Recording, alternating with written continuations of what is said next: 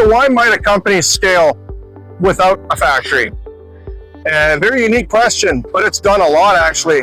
So some companies' business model starts out with, we've got the engineering team, we have the designs, we have all the technical knowledge of the equipment, but we don't have the facility, we don't have the factory, we don't have all the production equipment that we need to actually build this product. So that is why some companies will go down that avenue. And the risks or liabilities associated with that are, maybe you don't have the team to actually lead the production facility. Maybe you don't have that expertise, or maybe you don't want to invest heavily into assets. You want to rather invest in your knowledge and your technical information of your company rather.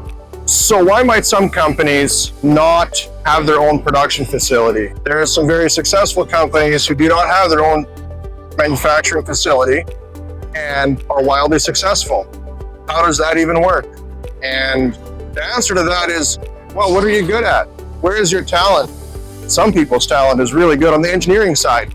And so that's what they do, and they do it absolutely well. Maybe they don't have what they need to do the manufacturing on their own, so they look for a partner for that. Why would they do that beyond just the talent side of it or the want to? There's a lot of costs associated with production, a lot of training, a lot of systems that go into effect when you're doing production. And that takes a lot of effort, a lot of time, a lot of training. And sometimes it's just easier to rely on the people who are good at that already.